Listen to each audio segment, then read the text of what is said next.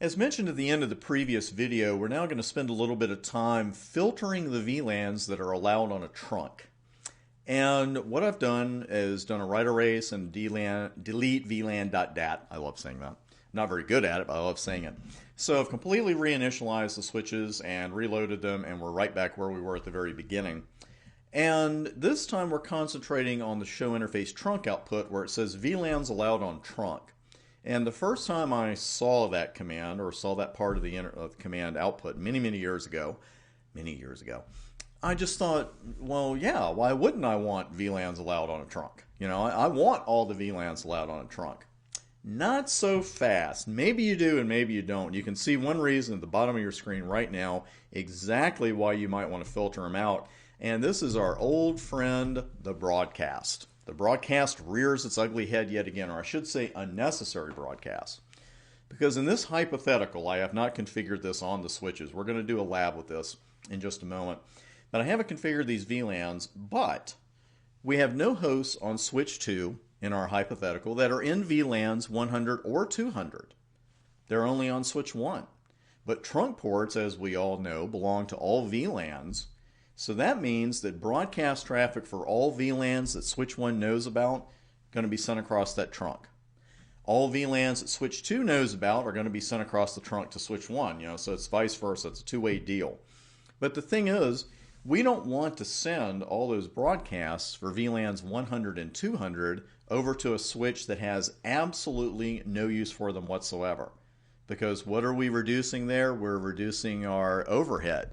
Switch 1 is sending unnecessary broadcasts, unnecessary frames across the trunk, which takes up a little bit of bandwidth, or maybe a lot of bandwidth, and then in turn switch 2's got to look at every single one of those incoming broadcasts for these VLANs. Oh, I don't know that VLAN. Oh, I don't know that VLAN. Oh, I don't know that VLAN.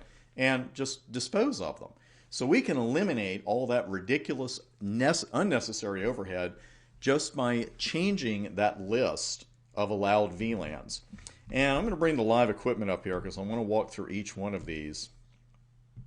And the command is, let's go with our interface range command. Switch port, trunk. We've looked at that one a lot, and we've worked with encapsulation, and we've worked with native. We'll see pruning in action in the VTP section most likely. And right now, it's going to be the allowed option that we work with. And then VLAN, you actually have to put in the word VLAN. And now we have all these options. We could just put in right now the VLAN IDs of the allowed VLANs when this port is in trunking mode. So there's our allow option, if you will. I've already got that. But then we have add VLANs to the current list, all for all VLANs, except all VLANs except the following, none. That's rather a nuclear option. You're just going to take them all off. And then remove. Now, this is one of these rare situations where there is no one absolute right way to do this because you're always going to have different requirements for it. It doesn't matter which of these options you use as long as you get the desired results.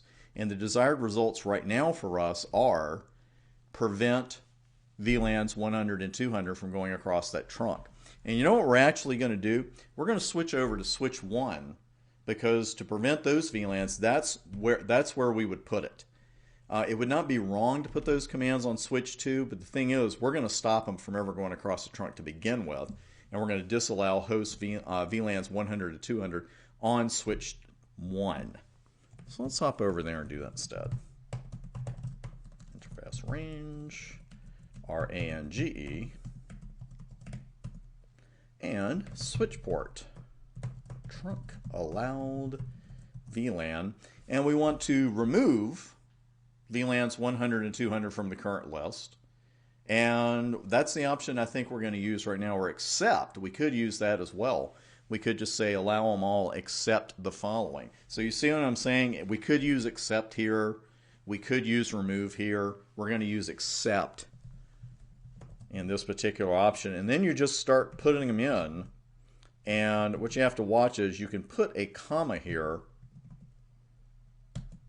It's kind of like interface range. You just have to get used to where spaces go and where they don't. But here, this command allows all VLANs except 100 and 200. So let's do a show interface trunk and make sure that they are no longer allowed, and they're not. Look at that. So we're allowing VLANs 1 through 99, 101 through 199, and then 201 through 4094. But what we've done is disallowed VLANs 100 and 200 from using that trunk. Now let's say we just got an urgent phone call, or we just realized that we need to add VLAN 100 back. This is where I really like the up arrow. We need to go into the range first. Then I'll use the up arrow again to start going through the commands. And I'll just backspace over those. For those of us who hate to type, and even those of us who like it, that is a bit of a time saver. So now I need to add a VLAN to the current list. So it would seem that I would use the add option. And you're doing the exact same thing. So here I'm just going to put 100 because that's the one we wanted to put back. And now I'll do a show interface trunk. And you can see that it's been added back because now the VLANs allowed on the trunk are 1 through 199 and 201 through 4094. So the only one in there that's actually been disallowed at this point is VLAN 200. So we just got a phone call that we need to take VLAN 100 right back off.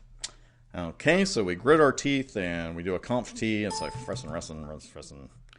I know, that's too much like the other. I was trying to sound like the farmer. Anyway, let's just leave that alone.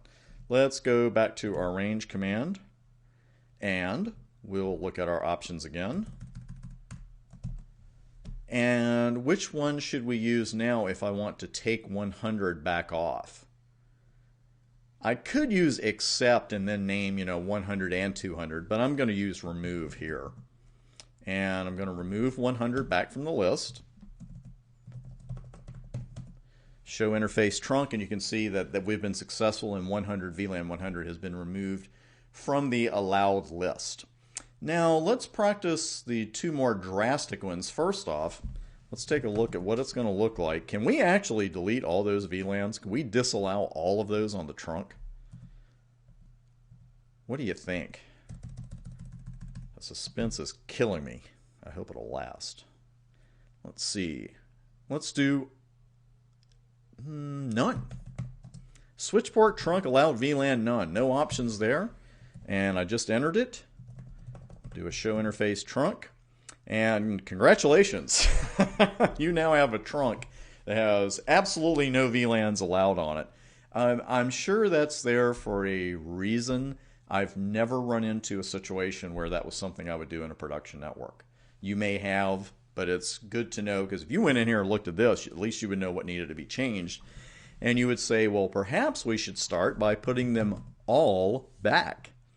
So we'll do just that with interface range. And then looking at our options again, we will use all. And there you go. So now they're all back, and we're right back where we started from. So now our VLANs 1 through 4094 are allowed. So we've seen how to remove a single one. We've seen how to remove a couple of them. We've seen how to remove all of your VLANs and how to put all of them back. What we're going to do here, I want to run a lab with this. And because I know you're thinking, well, what does it look like when you're trying to send pings over a trunk or any packets? What happens when two hosts that were using that trunk are suddenly disallowed? So that's what I'm going to set up for the very next video. We're going to do a lab with this. We're going to disallow another VLAN and see what that does to us at layer 3 and what it looks like. So let me set that up, and I'll see you on the next vid.